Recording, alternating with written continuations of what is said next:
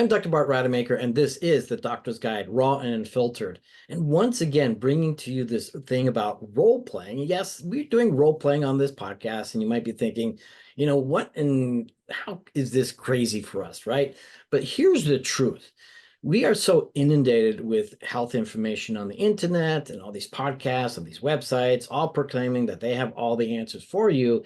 And we also have a medical system that at times really does phenomenal, but at other times really kind of falls short. And I'm being really nice about that too. No criticism of our conventional medical system, but the reality is that there's so many options out there as well that you really want to make sure that you are aware of so that you can make the best choices for yourself. And that's the reason for this podcast. Look, I'm a plastic and reconstructive surgeon. And again, people might be wondering, why is he doing this podcast, right? Well, for me, it's all about transformation with the body, the mind, or the energy, which is the essential three parts or three pillars of our healthy body. But more of that maybe on another day. The point of the matter is that we're not here selling a product or hyper promoting a person. We're really sharing with you the process by which you can make better decisions for yourself when it comes to your health issue, whether you have a health issue already or you just want to be a lot healthier. And so by having these amazing individuals that are experts in their own field in all aspects of health and wellness, and they get to role play and they'll share a problem and then they'll have the other person guide them towards some form of resolution. And just so that you can actually witness yourself in this process, maybe this is you, maybe this is somebody else that you know, and then you can refer them to these amazing guests that have actually navigated these problems that could potentially help you with better options as well. Once again, not knocking conventional medicine, just letting you know there's a lot of other options that you're going to want to consider to complement whatever else conventional medicine might be or might not be offering. So for today, very excited to be introducing both Willow and Amanda. In a moment, I'll have them each introduce themselves, where their expertise, where their magic is in this health and wellness. And then we'll dive into about a 6-minute role playing where one of them will present with a problem, the other will be the guide to some form of resolution, and then we're going to unpack it all. But there's two things that I really want you to know. Number one, my hope is that you'll get some micro distinctions or macro distinctions and some very specific action steps that you can take. But the other one is you might get triggered. This might feel uncomfortable. You might completely disagree with this. And that's the whole purpose, because we get to talk about things on this platform that we don't get to talk anywhere else. But it's ultimately up to you to decide the relevance or the relevant truth and how it is appropriate in the context of what's going on with you. That's on you. So Willow and Amanda, thank you so much for joining me today.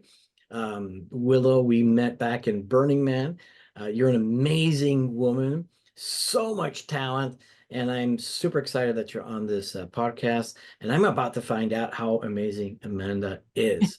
So Willow, introduce yourself. You got about a minute, and then we'll go with Amanda, and we'll jump into that role play. Sweet. Thank you so much. I love anybody I meet at Burning Man. I'm like, we're in it here.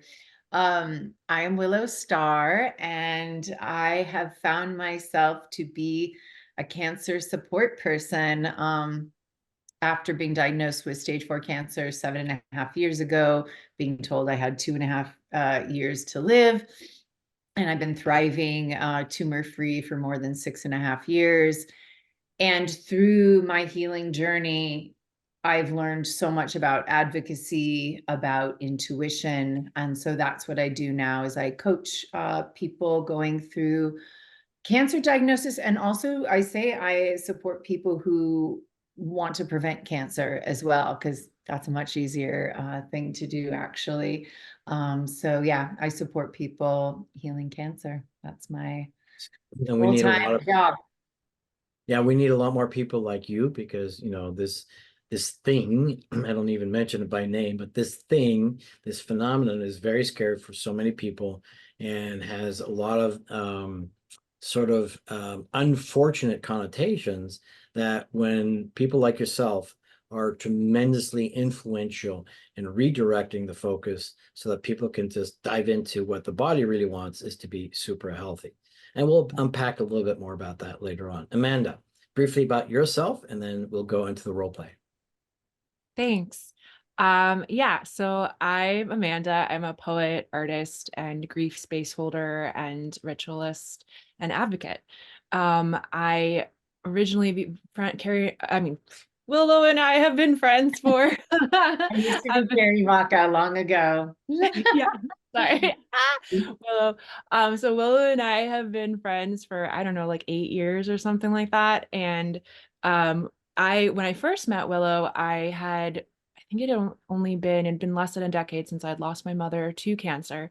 Um, and then several years into meeting Willow, had my own cancer journey. And so it's been like a very it's been really beautiful for me to witness and be part of and be friends with you. And now having received coaching from you as well, to see the different ways that we can interact with the systems and the medicines so that we can find our own way of healing. And through the loss that I've mentioned, and also more losses more recently as well, I've become a really big advocate for like deep primal communal grieving, and what that all Indigenous cultures have those practices, and they really help us to move energy that otherwise can get stuck and end up in places we don't want it to be. And so it's really helpful for our healing process, and it's something that I'm working and studying on now.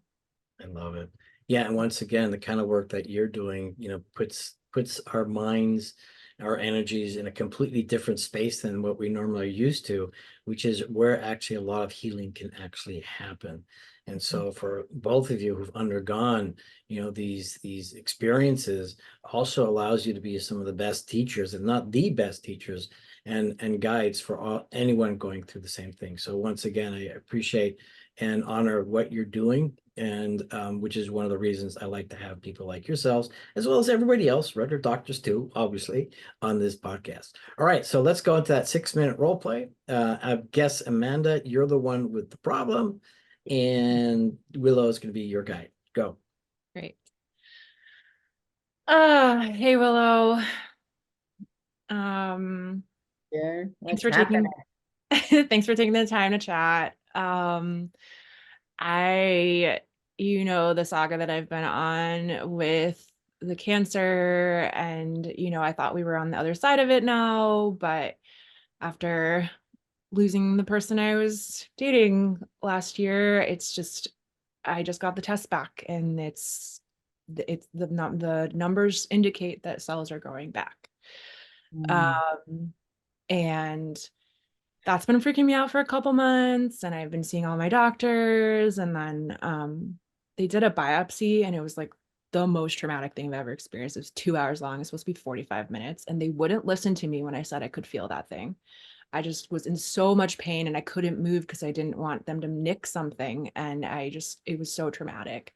And they had mm, no conclusive out. They didn't know what it came like from. They had no information that made it even worthwhile, in my opinion. And they said the only thing they could do is like go in and take out some stuff they see on a scan, but they can't tell me if it's cancer or not. wow. Which if it's not cancer, then they're just like, compromising my body when it's trying to heal the cancer cells. So I'm just like, what do I do? And then the option wasn't good either. They were going to fuck with some medication, and like it would hurt my like heart health and bone health, and they can't actually guarantee it would even do anything. And so I'm just like, you have no options. And so I've just been doing my own practices, my own like rituals, like just like getting my life in order and feeling stronger in that. And I keep sort of forgetting that the cancer is there, but they want me to do this full body PET scan. And I know you're a really big advocate for getting like stuff like information, Hey. but you know how I am with radiation. I've already had stage in my life, and I'm scared of it. Yeah, So I don't know if I want to do that scan. Like, yeah, what do you think I should do? yeah. Thank you for sharing, sweetheart. And that's a lot. Um, and I just want to validate your experience that what I'm hearing you say is that you had a big loss with a partner, and that you felt that the cancer has been activated. And I'm curious, what led you to get to the point where they wanted to do the PET scan? Well, you know how since I've had the treatment years and years ago, I have a checkup every year. It used to be Yeah. like every 3 months and then every 6 months, but they're like, you're fine. We'll just do it every year just to make sure. Well, this checkup did not show that I was fine. And so Okay. that's what they were like, okay, let's put you through the processes of like, do the ultrasound. Okay, now let's do the biopsy that didn't help anything. And then let's do, so and then they're afraid because they couldn't find it. So they don't know where it is. So then they're like, well, let's do a whole body scan to see if we can make sure it's not somewhere else. Yeah. And Now, that, yeah, this I'm like is, pretty sure it's not anywhere else, but then that's just like me in my mind. yeah. Now tell me this, the yearly checkup that you had, was it like blood tumor markers that were coming up? Yeah, it's a thing that's particular to my cancer that like or I don't know if I want to say my cancer because that feels like I'm taking That ownership of cancer. like it's the cancer cells, Yeah. but like it's particular to the type of cancer that I have treated Yeah. previously, Yeah. which is like one cell marker in my blood that like only will show up if there's cancer cells, basically. Okay, okay. Because I know in my experience, the tumor markers, like my doctor's like, they're a big part of a puzzle. It's not just like, oh, your tumor markers go up and you have cancer. So I'm Mhm. not sure if yours is different in that way. Yeah, these cells in my body that emit this measurement are the only cells left in my body from that are cancerous. So Gotcha. if there's any reading of it, we Yeah. know from the very beginning we knew that there was something left in me after the Okay. treatments like 8 years ago, 9 years ago. Yeah. But they thought it would just not go very far because that's had been their experience with other people. And it was true for me too until this happened. Yeah. And I was And deep were in these it all. numbers like crazy high? Was Yeah. it like, Yeah. okay. It's like, Okay. yeah. I Okay. don't know how to do the analogy, but it's like real. It's not good. It's not. Okay.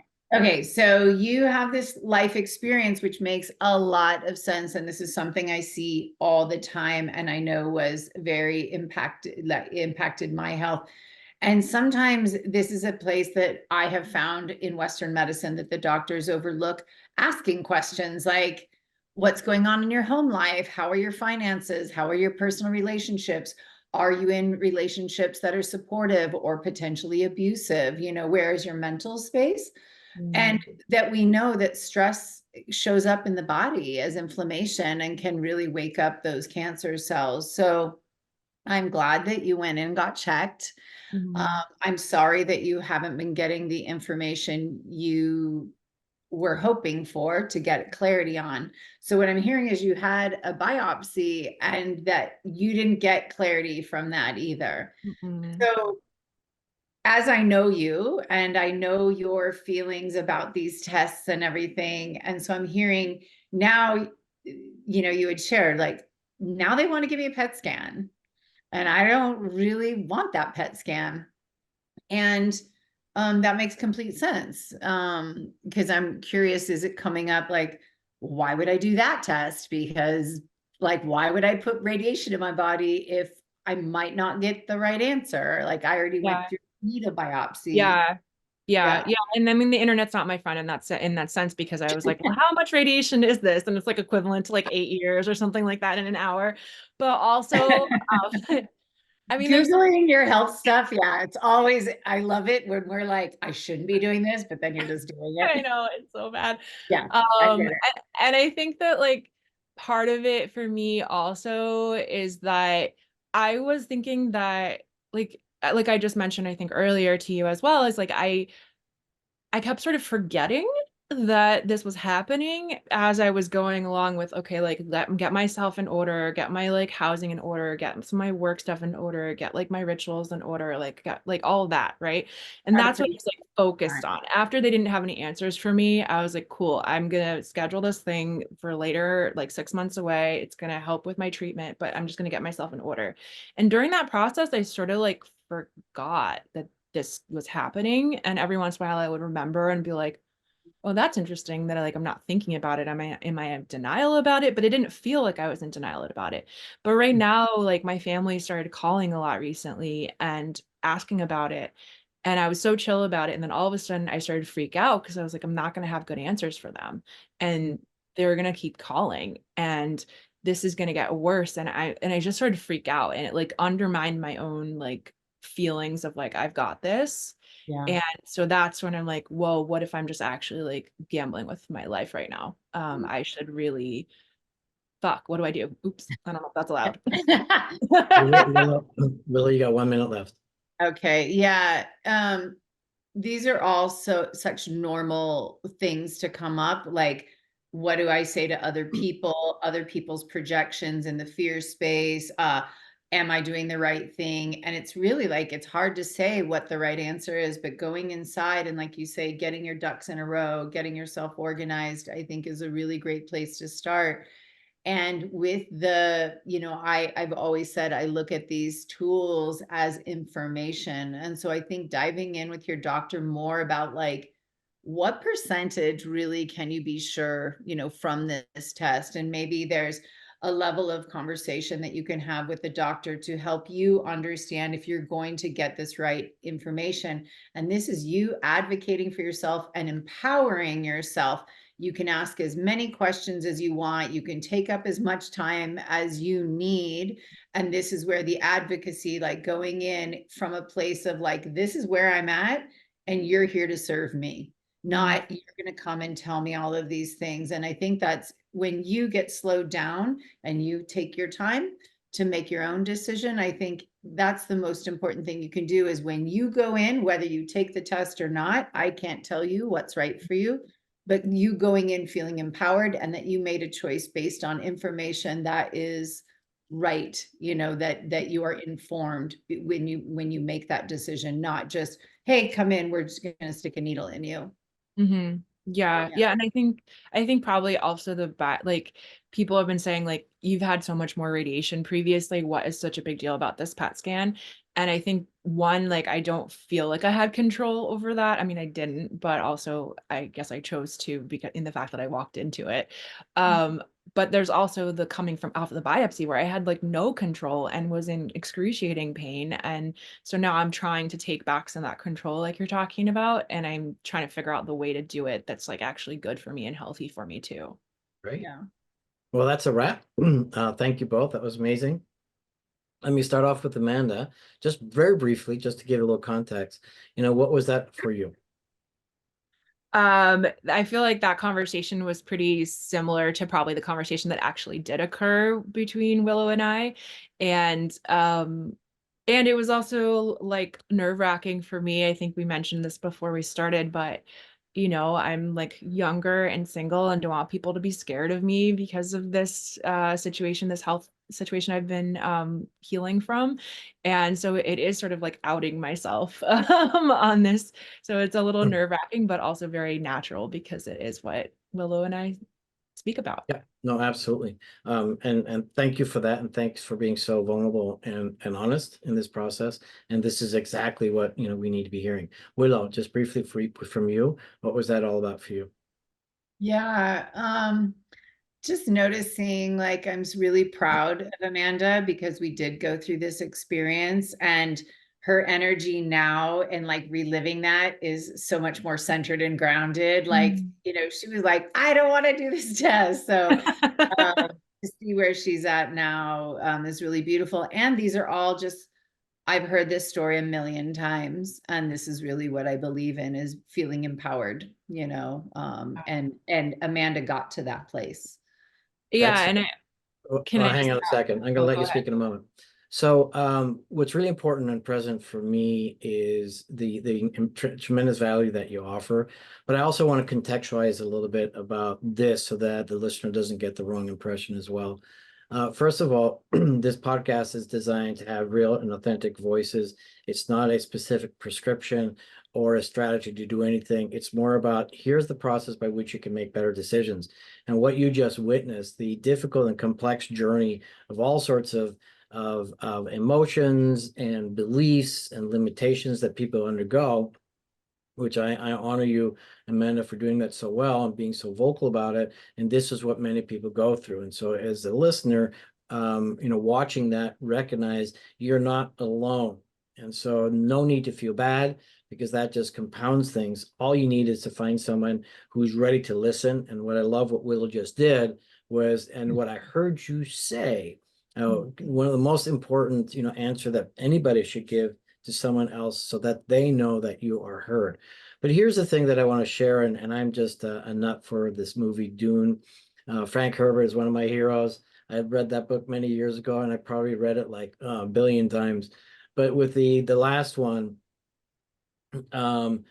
dreams are messages from the deep, and that hit home for me. But what also is another message from the deep is when you show up with something like cancer. And because that is a message of something that is out of balance in your life for whatever reason, whether you want to believe that or not. But here's the reality, what's happening with us today, whether you're sick or not, and this will upset people. And I will say that, health is a choice. Being sick is a choice too. And so we no longer have an excuse to be sick anymore because we have the information. We've got the people like Willow and Amanda to help guide you. And so the point of the matter is that we are now learning the study of epigenetics and other factors that are influencing everything. So no longer can you claim yourself being the victim. You need to step into that role of accountability and responsibility and make these decisions for yourself. I know it's confusing. That's why we have this podcast. And if you're triggered by this podcast, then that's also my point, because that means there's work for you now to do. And there's a path forward in finding people like Willow and Amanda and others. And ultimately, whatever choice you make, it's yours. Can't look back and say, well, I wish I'd done this and this person misguided me. No, the information is currently available. I'm not saying that it's easy, but that is also the purpose of all the work that I do. And the work that I do, and I'll just end up with this because I want both Willow and Amanda to share what they want to talk about, what's present. But what it is that I'm doing, I'm lovingly disrupting the current healthcare model and delivering what I call a democratized, unified model where every stakeholder has a seat at the table and wins. And what I mean by that is I want to make sure all this information and all the tools and resources are easily accessible and affordable. And that's why we need more people like Willow and Amanda to be able to support you. So both of you, I'm giving the mic over to you guys. As far as what's present, what's important, I'll start off with Willow. What's present for you in your guidance and the things that you get to experience, and then we'll go with Amanda as well. Willow. What do I get to experience as far as like my offerings or where I'm at in my life? Whatever is present right now, whatever you want to share. Oh yeah, I just am so resonant with your mission. And I'm just so grateful because it can really feel exhausting. Like I've been in this for almost 8 years now. And it just, what you said, like health is a choice, like it's just huge in how I feel. I was a victim before I got cancer, and I was a victim in the medical industry. I chose to be that space. And when I became an empowered investor in my own healing. And that's what I told my doctor the other day. I'm on my 4th oncologist. And I said, nobody cares about my health more than me. I'm not here to take, if I just want you to know, I take this all very seriously. And Western medicine only is one lens. There's where I feel what is lacking and what we discussed in that is the emotional side, the spiritual side, that those are really important too. And being empowered and being an advocate is why I'm alive and what I feel so passionate about. So I just appreciate just this feeling of like you said earlier, we're not alone, and gosh, it can feel really hard. So I feel like, I'm like David and Goliath or whatever that is, like I'm here to bring it down. So thank you for this opportunity and for bringing your heart to that. It's really, I feel very touched. And before I go to Amanda, no, thank you for that share. And, this doesn't have to seem like David and Goliath, because the truth of the matter is there's so many people out there. It's a matter of finding them. And again, as the doctor's guide, my job and our job actually is to basically curate, educate, and then guide. And so having the experience, and for me, it's even hard to identify, to curate things and really knowing everything, because I often will not, or probably always will not know everything about anything. And so it's a matter of, verifying for yourself, and it's also context dependent. And so, but again, having guides like yourself, and I love the way that you shared, it's a different lens. And so we need to find as many lenses as we need until you feel comfortable and ready to go that next step, whatever happens. Amanda. Thanks. Yeah, I think that I would also add the part that I think you both alluded to, but that like illness is sort of a guide. Like these are the things that come up in life for us to keep um uncovering the things we need to work on and heal, and that it's not being sick as much as being this in the sickness mindset that is what I think where you're talking about the victimization and getting stuck and all of that. And from years ago when I had a different health condition that I was able to heal from, and some people don't think that that's a healable condition. But in the middle of it, I was realizing that everything I was surrounding myself with was talking about how strong this illness was, and nothing was talking about how strong I could be and how strong my immune system could be. And so, and I think changing that mindset, even as I was working on the same types of things I was doing to care for myself, I think was what helped me get over the hurdle and heal fully. So yeah, I think it's like illness can actually be sort of a gift. It doesn't feel like it in the moment, but 100%. it feels horrible in the moment usually, but it can if we take that journey with it in that way. Anyway, the thing that I wanted to also point to in our role play is that what happened afterwards is like towards the end, Willow's really encouraging me to sort of like be my own advocate, and also my intuition. And that was a thing that I sometimes it because we're so trained out of it, and because I've, previous victimization stuff and whatever, it's been hard for me to understand what is like resistance because I need to lean into something, and what is resistance because I'm getting a message, like my own intuition. And what Will helped me to see was that my resistance at that moment was intuition, because ultimately I realized that I did another blood test and my blood test was already down. So I actually didn't need that scan. And that was part of my own resistance.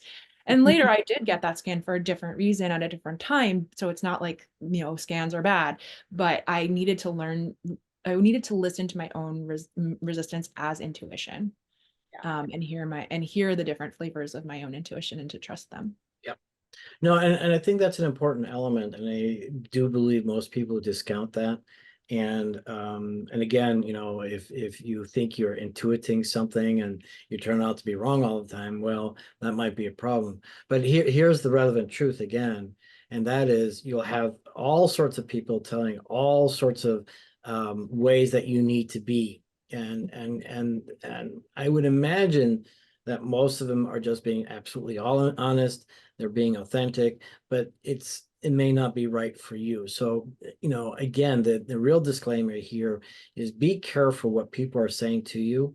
All of them obviously very well intended, or maybe not, right? But the point of the matter is, at the end of the day, you've got to make the right decision for yourself. And that's the big thing that I find, what's wrong in our societies today is, especially within conventional medicine, and not knocking conventional medicine. Ultimately, it's the patient's fault if they abdicate the decision making to somebody else. And that's where we need to be doing the work. And we also need to make it easier for people to be able to understand what the choices are. And that doesn't mean that the doctor has to do all of that. No, we have to figure out who those people are, like yourselves, and then ultimately make the right decision, hopefully the right decision, but it's the decision that you've got to make. Yeah. 100%. And I would just caution against the word fault. I feel like it's our responsibility, and we don't need to take on extra burden of shame or anything like that. Yeah. No, well, yeah, maybe, but I'm also very direct, and it is your fault, right? No, and you're right. I mean, here's the other part. Here's the soft part: is we all have to give ourselves permission to be human, right? Yeah. And we're just running a whole bunch of programs that are either serving us at the highest level or not. Every program is intended for positive intent. Doesn't mean that that's the case. But the thing is that in this world today, we soften things too much just to make it even more, let's say, comfortable, but then you don't take on that responsibility. And so if somebody understands in that context, yes, you're responsible, but if they're playing the victim, no, it's your fault. Right. And again, that's why we have people like you to soften things up. So we need both.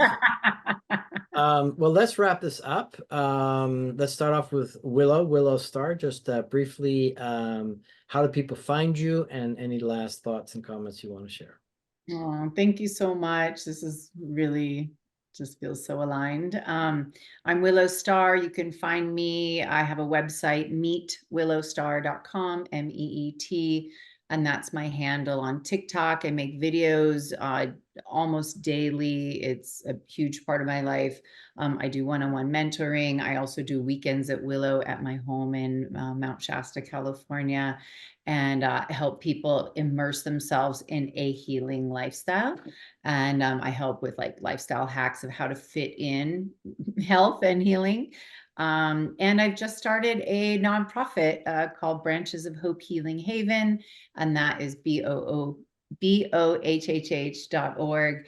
And really looking, money is a very big deal when you have stage 4 cancer, can be, and you want to do things outside of insurance. And so this foundation, the intention is nobody will be turned away for coaching or a weekend with Willow, or there's a lot of things that we have planned for this money, but I'm looking for anybody who wants to donate to the fund to help people be able to get my services without having to pay. And we've got a lot of big plans. It just got accepted this past month. So looking for some donors there.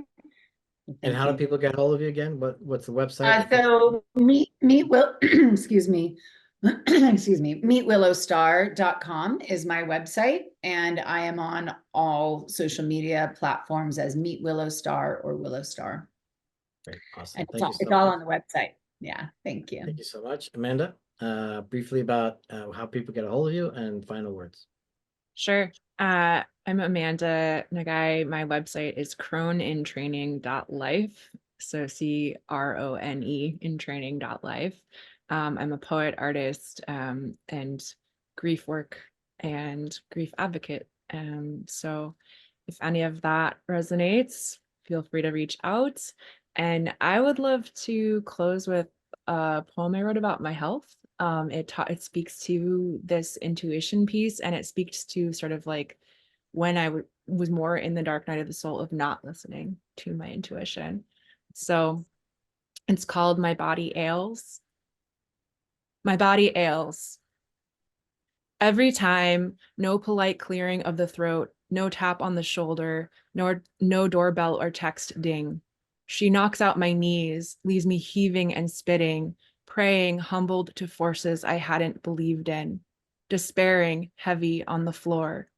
I set intentions to surrender, attempt to release holding in my jaw and breath, walk straight into discomfort, sit down, invite it to be as big as it needs, as loud as it wants, until it runs low on energy and pauses.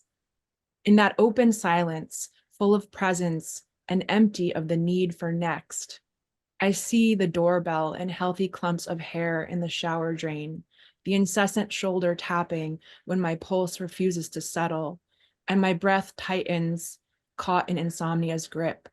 She has been talking all along. I didn't know her speech, hadn't learned how to listen. Over and over she taps, until she screams, until I am prone on the floor, unable to do anything but apologize. Pray it's not too late, fear that it is. I listened so much to the world and mentally conceived plans. When will I learn to live with a glass-cupped ear to my own body, listening to her first? Wow, very impressive. So it's all about listening. And there's also a wonderful poem by Rumi, The Guest House. I'm sure you're about that. And it's about the same thing. Favorite. Everything is a message from the deep, whatever's showing up. And so just begin to listen, listen, And with that, I'd like to wrap it up.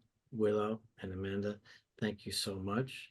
And my name is Dr. Bart Rademaker, and this is the Doctor's Guide podcast, real and authentic, or what is it? No, raw and unfiltered. And again, my hope is that the listener gets something out of this. If you're triggered, if you're uncomfortable, that is part of the process, because we need to be direct. We do that with heart, we do that lovingly, we do that without judgment. But we have to have those honest conversations, as you have to have that honest one with awareness of what your body is conversing with you. Thank you, and we will be back.